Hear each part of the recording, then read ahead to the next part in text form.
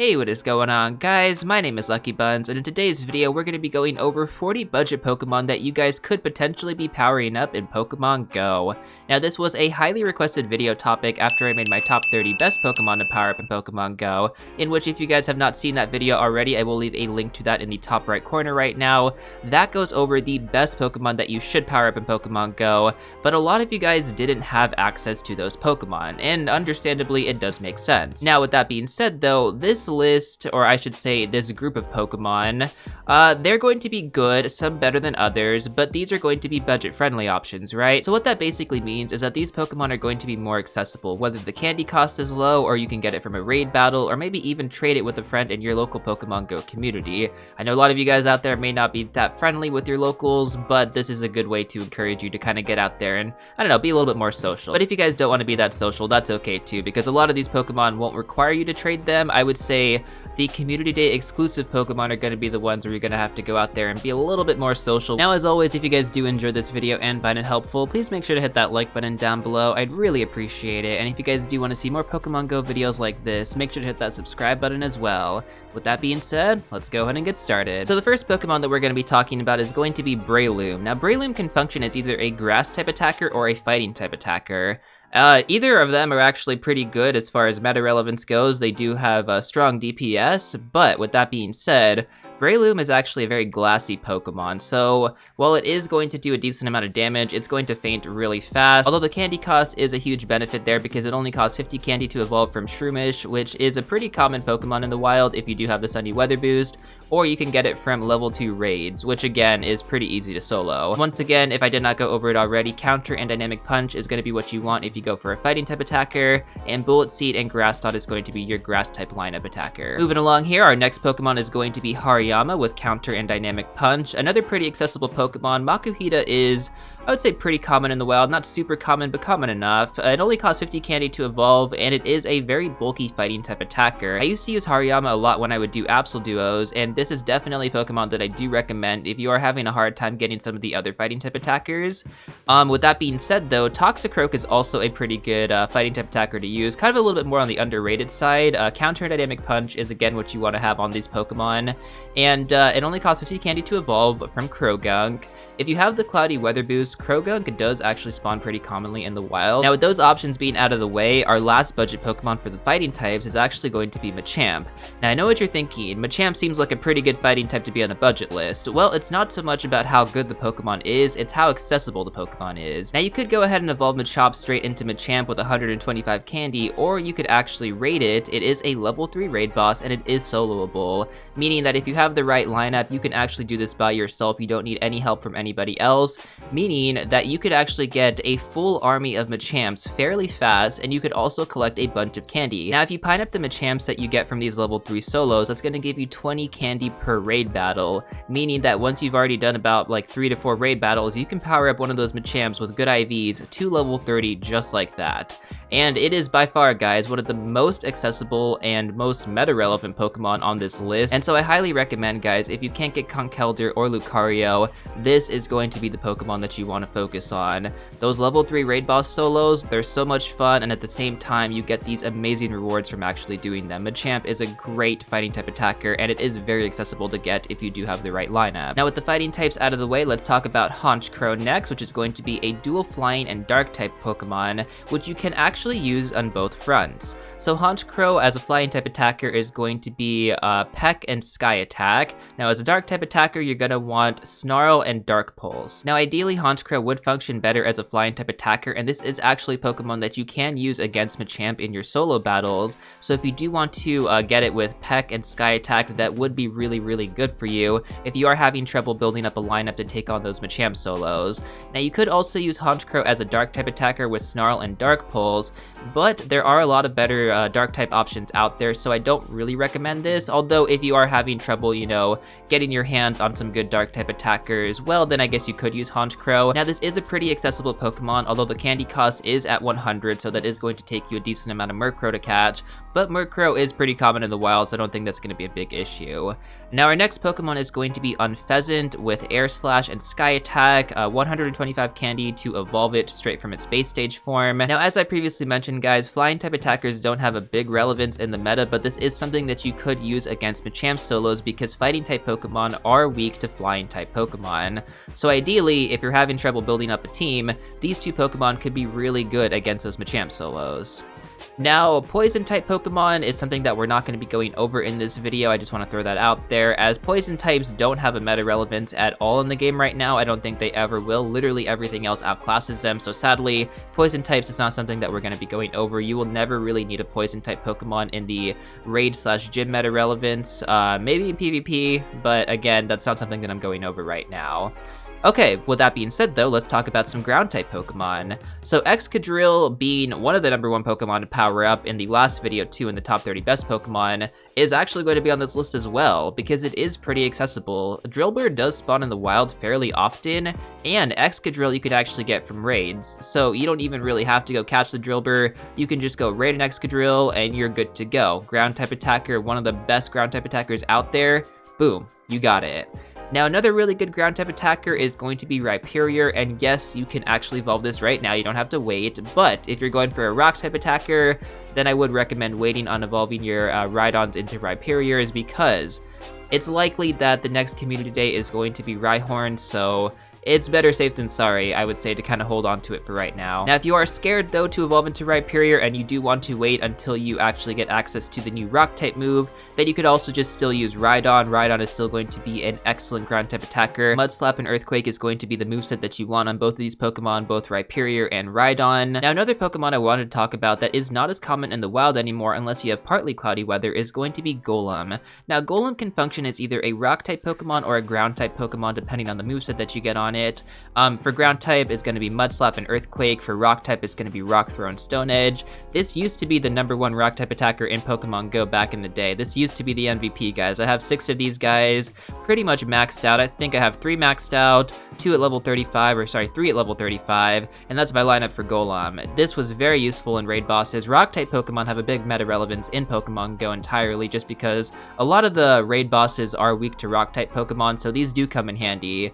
Although Geodude is not as common in the wild anymore, unless you have partly cloudy weather, so that is a problem. 125 candy to evolve it from Geodude to Golem, or you can actually get it from raid battles. I do believe Golem is in the level 4 raid boss pool, so that is an option that you can also do as well. Now let's talk about some other rock-type Pokemon. So the next one is going to be Gigalith with Smackdown and Rock Slide. Now Gigalith is a fairly new Pokemon in Pokemon Go, and the cool thing about this Pokemon is that you can actually trade evolve it, meaning that you only need 50 candy to evolve it from its base stage to its second stage form, and then you can trade it with someone, or you can even trade it in its base stage too, that's fine as well. And then you can actually go ahead and get the evolution for free. The evolution that costs 200 candy, boom, you can get it just like that if you do trade it. So it's definitely a big incentive to do these trade evolutions because you do save a bunch of candy. Additionally, we have Aggron. I know what you guys are thinking. Aggron is literally the worst Pokemon ever. But as a rock-type attacker, it's actually not so bad anymore because it was given Smackdown, I believe. And so Smackdown and Stone Edge is going to be what you want to have on Aggron. Now, Aron is a pretty common Pokemon in the wild. I don't think you're going to have too much trouble finding it. Also, for Gigalith, Rock'n'Rolla is fairly common in the wild with partly cloudy weather, so that it is pretty accessible as well. But going back to Aggron, yes, Aron is very, very common in the wild. And so if you guys really don't have any of the other options, you could go with Aggron, but again, it's going to be kind of at the bottom tier there. It's good, it's just not great. And finally, we have Tyranitar with Smackdown and Stone Edge, which is going to be a Community Day exclusive Pokemon. 125 candy to evolve normally, and you can save up your Larvitar until the end of the year. Usually they do bring back the exclusive moves for Community Day Pokemon as long as you have the candy to evolve it. You can go ahead and get it at the end of the year, but we're kind of far from that right now, so I don't think that's going to be an option. But you could trade it with people that do have it. I definitely have a few extra that I evolved. I know a lot of people that definitely do. So talk to your locals. This is going to be one of those those Pokemon that you kind of have to talk around, and hopefully you can acquire one. But once again, Tyranitar with Smackdown and Stone Edge is not going to be the best Rock-type attacker in the game anymore, so if you want to focus your efforts on some better Rock-type attackers, you can do that as well. Now let's go ahead and talk about some Bug-type Pokemon. Now these Pokemon were actually left off my top 30 best Pokemon to power up video because their meta relevance isn't that big anymore. Now with that being said though, why I included them on this list is because if you don't have some of those best options, these are going to be great alternatives. So the first Pokemon is going to be Pinsir with Bug Bite and X-Scissor. Pinsir actually got a major buff recently, and so Pinsir is actually really good right now. Scissor is also a really good Pokemon with Fury Cutter and X-Scissor, only 50 candy to evolve that. Also Pinsir, no evolution, so basically you're good to go as soon as you catch a good one, which is why it is very budget friendly. Now, both of these are solid Bug-type attackers. You're generally going to use them against Psychic-type raid bosses, which, again, if you don't have the Dark types or the Ghost types, these are good alternatives. And the cool thing about Scizor is that Scyther is a nest Pokemon, meaning that if you find a nest with a bunch of Scyther, it's going to be very easy to get your hands on multiple Scizor. And not gonna lie, guys, Scizor is a really fun Pokemon to use. Now, with that being said though, I was talking about ghost types, right? There aren't really any budget ghost types on this list, sadly. I couldn't really find anything that I felt was actually worth powering up or at least evolving. I would say if you're gonna go with the ghost types, you gotta go with the top tier ghost types like Giratina. There aren't really too many other ghost types that are kind of up there as far as budget friendly. I mean, there are some budget friendly ghost types, but you're better off using the dark types or the bug types if you're gonna go with them. Honestly, you wanna still focus on the most damage you can get out, and really with some of the lower tier ghost types, it's just not going to work out very well. Anyways though, with that being said, let's talk about the dark types now. So Tyranitar with Bite and Crunch, this is not a community exclusive move, you can get it at any time, and it's going to cost you 125 candy to evolve from Larvitar to Tyranitar, or you could raid it. It is one of the most consistent level 4 raid bosses out there, and it is doable if you have the right fighting type Pokemon. So if you go and you do those Machamp solos, you get a full army of Machamp, get your friend to do it as well, you guys can duo Tyranitar and start building up your dark type lineup. Now Tyranitar is not the best dark type anymore, but it is still a solid option, especially when TDO is concerned. It tanks really well, and Bite and Crunch is a very fast moveset too, so you're definitely getting in a lot of hits. Now another good option that you could go with as a dark type attacker or even an ice type attacker is going to be Weavile. Now Weavile is going to cost you 100 candy plus 1 Sinnoh Stone, and it's really cool because we actually got a ton of Sneasel in the past couple of events, so hopefully those of you guys who were playing did actually grab yourselves a bunch of Sneasel candy, because this is actually a really good Pokemon either as a dark type or an ice type attacker. For a very long time, Weavile actually was the #1 dark type attacker in Pokemon Go until Darkrai came along, but it's still the #2, so that's really good right there, and it's also a very budget friendly option. Sneasel does also nest, which means it is pretty accessible if you do find a nest, and so you're definitely going to want to go with this either as an ice type or a dark type. As an ice type attacker, I believe it is also the #2 option. I'm sorry for not saying the movesets already. For the dark type, you're going to want to go with Snarl and Foul Play, and then for the ice type, you're going to want to go with Ice Shard and Avalanche. Those are going to be the movesets that you want on Weavile. Now let's talk about our next dark type Pokemon, which is going to be Houndoom. Now this Pokemon can also function as a fire type as well. For the dark type moveset, you're going to want to go with Snarl and Foul Play, and then for the fire type moveset, you're going to want to go with Fire Fang and Flamethrower. Now Houndoom only costs 50 candy to evolve, and Houndour is extremely common in the wild, guys. One of the most common Pokemon that I see in the wild. So if you really don't have anything like Tyranitar or Weavile, Houndoom all day. Do it. It's really good. But again, guys, Tyranitar and Weavile are both pretty accessible, so if you can, focus on those guys. Houndoom is still a good alternative though. And then finally, for our dark type attackers, we have Alolan Muck with Snarl and Dark Pulse. Now this Pokemon also costs 50 candy to evolve and is a pretty good dark type attacker. It's definitely something that a lot of people do hatch. They hatch a lot of Alolan Grimers, and so if you really don't know what to do with all of the Grimer candy, Alolan Muck is actually a pretty solid dark type attacker if you don't have any of the 3 options that I mentioned above. So yeah, that's going to be it for the dark type attackers. Now let's talk about our steel type attackers, and you guys already know the answer to this. It's going to be Metagross with Bullet Punch and Meteor Mash, 125 candy to evolve, Community Day exclusive Pokemon. You're going to have to ask around for this guy. It's basically your go-to when it comes to steel types. There is no other alternative that I would recommend. Metagross is the way to go. Alright, now let's talk about fire type attackers. So our first fire type attacker is going to be extremely accessible. well, I should say extremely accessible in the sense that you're gonna have to play the lottery game, being Flareon with Fire Spin and Overheat. Now the reason I say this, as most of you probably already know by now, is that when you evolve into Flareon, or sorry, when you evolve Eevee into either Flareon, Jolteon, or Vaporeon, you have a 1 out of 3 chance of it being any of those guys. Now, of course, you could use a name trick, but you can only use a name trick once, so I'm gonna assume that you guys are not gonna be using the name trick.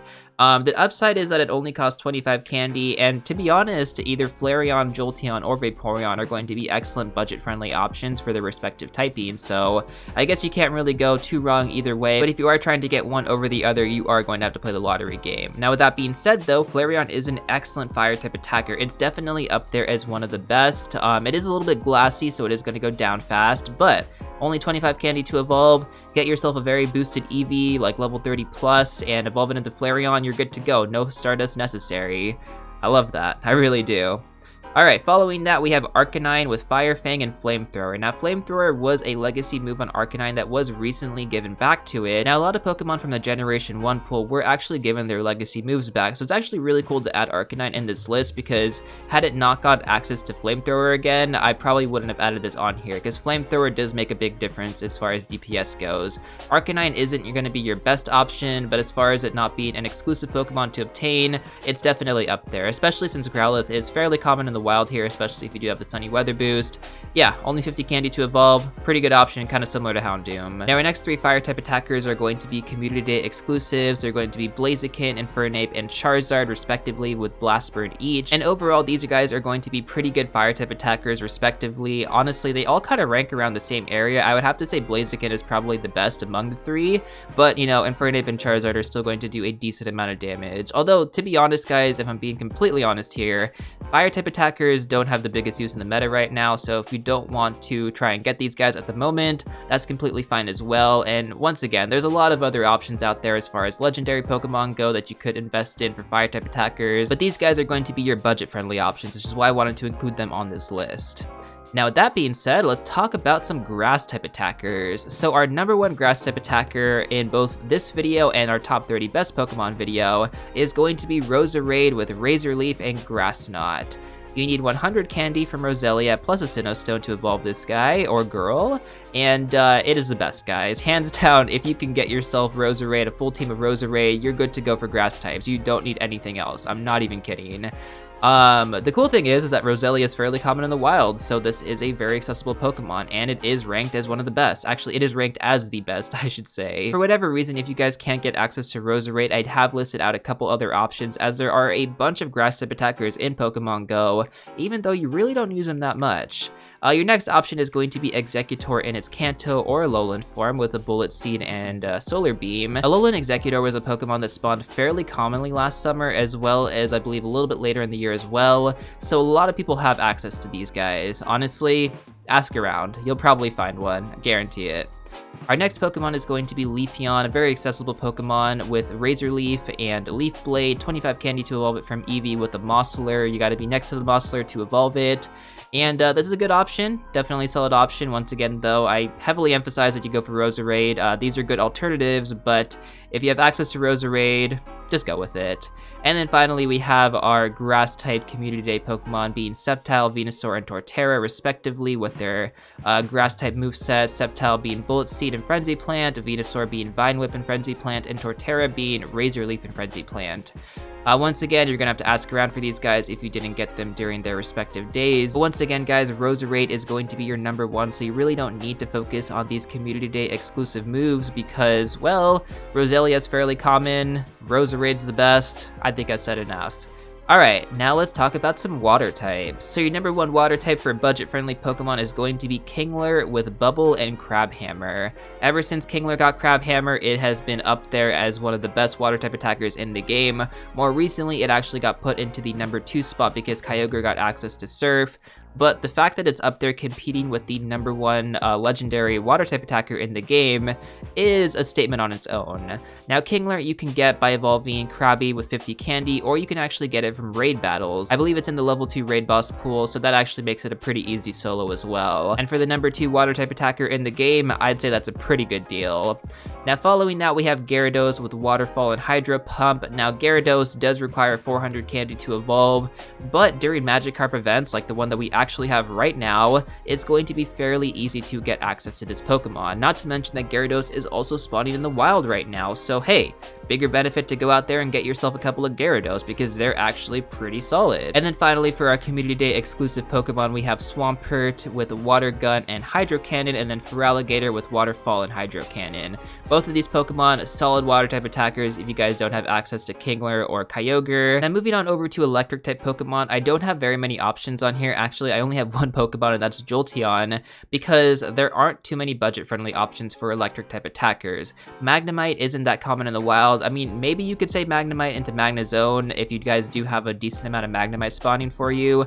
Magnezone isn't a bad electric type attacker. It's definitely better than Jolteon, but some of the top tier ones like Raikou, Zapdos, Electivire, those are going to be a little bit more on the difficult side to obtain, which is why I didn't include them in this list. Jolteon, we already talked about this, play the lottery game if you end up getting Jolteon. Pretty solid electric type attacker, a bit on the glassy side, but it will get the job done. Continuing on with the evolutions here, as one of your best budget friendly options, we're gonna have Espeon with Confusion and Psychic. This Pokemon requires 25 candy once again, but you don't have to play the lottery game because you actually have to walk it 10 kilometers and then have Eevee as your buddy and then evolve it during the day. This will get you an Espeon. If you want to get Umbreon, do the same thing except evolve it during the night, although Umbreon isn't really good for attacking purposes, I should say. It's better on defending side or for PvP. Now the reason why I didn't include any other psychic type Pokemon on this list is because this Pokemon and then one other that we're going to talk about later are going to be your best budget friendly options. Everything else, well, they are good. They're not really that budget friendly anymore, so I'm gonna just have to say that this is gonna be what you should go with if you don't have access to Mewtwo already.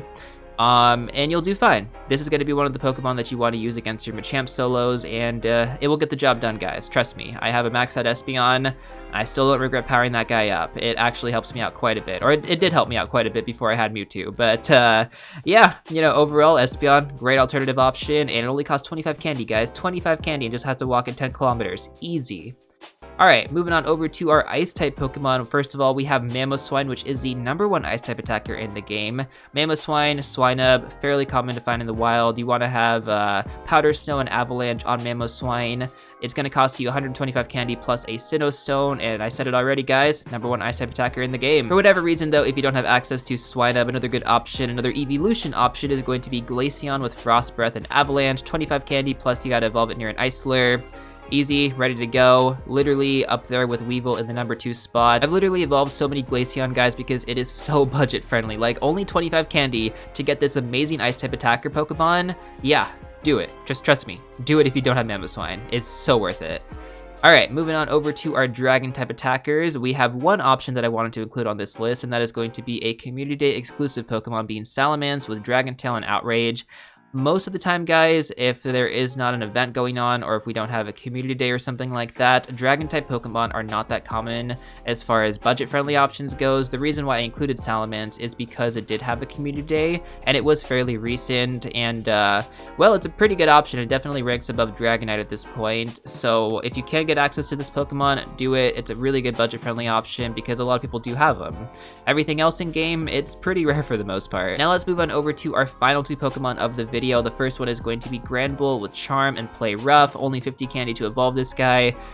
Snubbull is very, very common in the wild as well, which makes this a very, very good budget-friendly option. And then we have Gardevoir with Charm and Dazzling Gleam, or you could go with its Psychic-type option, which is going to be Confusion and Psychic. That's going to be a great alternative. Like I said when I was talking about Espeon, these two are going to be what you want to go with if you're going for those Machamp solos. They're going to help you a lot. Trust me, they really, really will. And Gardevoir, I believe, is the #1 Fairy-type attacker in the game, and the reason why I kind of consider it a budget-friendly option, because normally it wouldn't be, but because it actually did get a community day, and we also got the All-Star community day recently, where a bunch of worlds were first spawned in the wild, this Pokemon actually became a lot more accessible to a lot more players. And maybe you just haven't evolved any good Ralts into Gardevoir, in which case I definitely recommend that you do. You can either go for the Fairy type lineup, or you can go for the Psychic type lineup if you don't have access to Mewtwo. All of these Pokemon that I mentioned in this list are going to be accessible one way or another, whether that be from trades, raids, or just low candy costs to evolve. These Pokemon are going to be what you want to focus on if you don't have any of the best options. Once again, guys, please make sure to go watch that top 30 best Pokemon to power up video. That video goes over your best options for their respective typings. A lot of these Pokemon in this video are going to help you with like group raid battles, maybe like larger lobbies, but you know, ideally they're not going to help you do raid challenges. Some of them you can, like for sure, definitely with like Roserade or Glaceon, Mamoswine, etc., Gardevoir. Those are really good options that you definitely can use for raid challenges, but a lot of the Pokemon that I mentioned in this video, they're good, but they're just not amazing, right? And so if you are getting into those hardcore raid challenges, you're gonna definitely want to check out that other list. But anyways, I'm not going to drag out this video any longer. This has been a very, very long one. It took me a while to kind of gather this information, figure out if a lot of these guys were actually on the budget-friendly side as far as just being accessible goes. And yeah, overall, I hope you guys did find this video helpful. If you did, please make sure to hit that like button down below if you have not done so already. And if you guys do want to see more Pokemon Go videos in the future, feel free to hit that subscribe button as well. And I will see you all real soon in the next one.